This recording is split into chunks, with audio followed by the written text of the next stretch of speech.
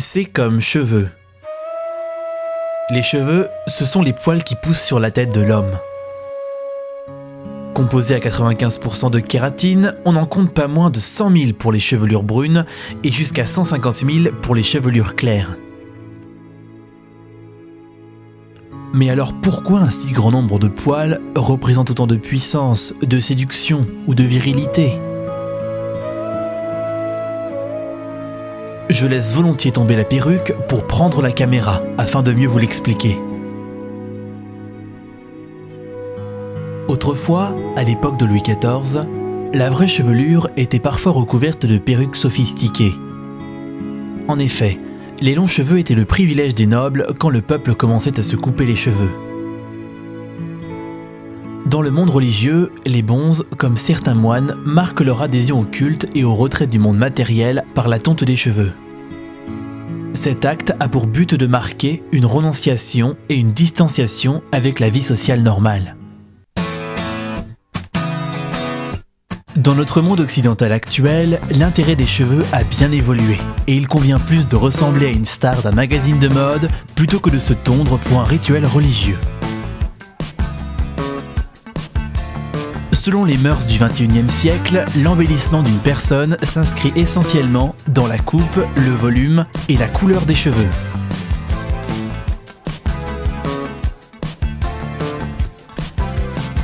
J'ai donc profité d'un petit séjour au pays de la crêpe et du cidre afin d'interroger les Bretons sur leur représentation des cheveux.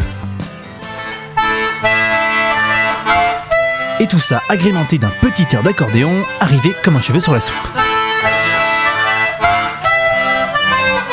Mais laissons tout d'abord la parole à la doyenne de ces entrevues, ma grand-mère Ernestine.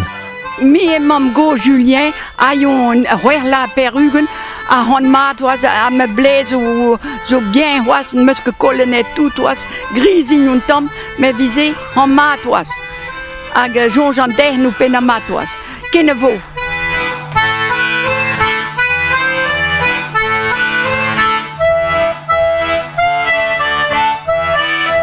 Pour moi, les cheveux, c'est plutôt une contrainte parce que le matin, il faut se lever de bonne heure, il faut pouvoir les coiffer parce que si on ne prend pas de temps à s'occuper d'eux, bah finalement, ça ressemble à rien. Quand j'étais petite, j'avais tendance à plutôt laisser pousser mes cheveux parce que je manquais un petit peu de confiance en moi, alors qu'aujourd'hui, je laissais mes cheveux courts et puis je suis très bien dans ma peau.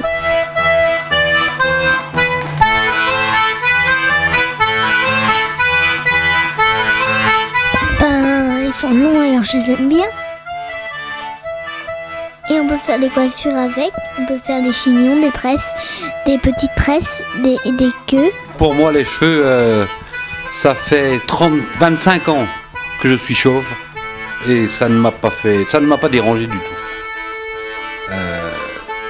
J'ai tout le temps entendu mon père, qui lui-même était chauve, dire que les gens intelligents et virils étaient presque tous chauves.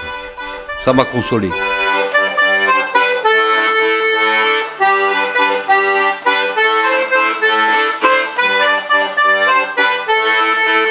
Pour moi, les cheveux, ça représente notre apparence physique. Sans nos cheveux, on n'a pas la même tête. Ça montre notre âge, notre vie un petit peu. Ça donne des indications aux autres sur notre état d'âme et même notre état de santé.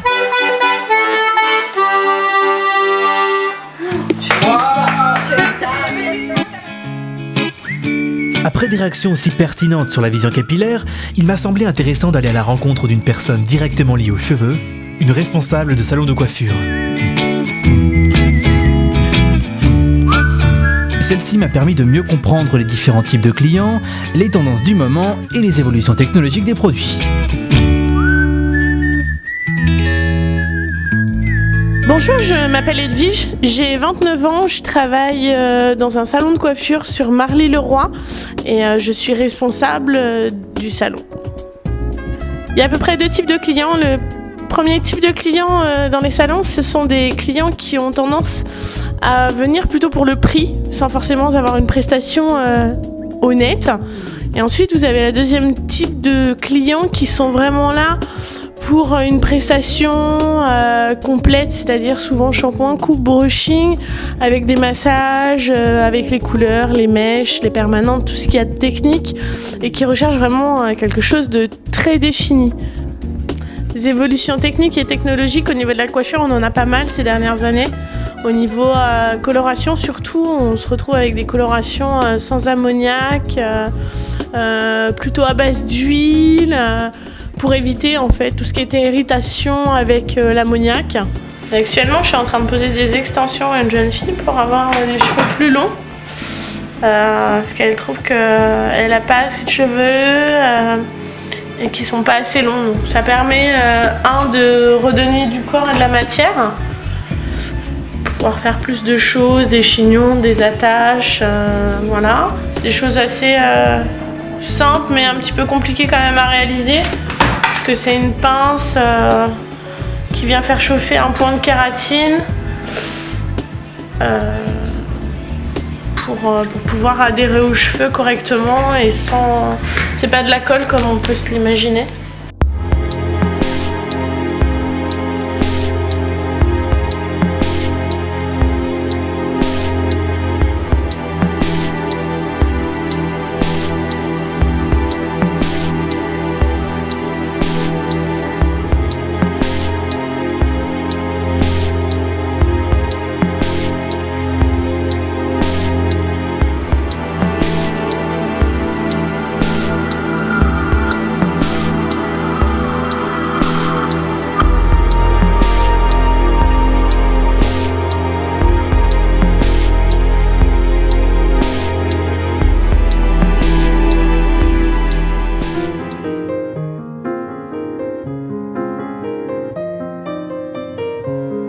Comme le chantait Léo Ferré, avec le temps va tout s'en va, et les cheveux n'y font pas exception.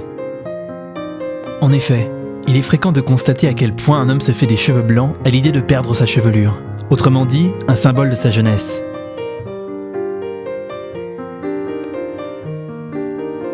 Et bien au-delà de tout rite, les cheveux sont une marque universelle du temps qui passe, et les colorations ne sont qu'une barrière factice à leur blanchissement inéluctable. Move your hair.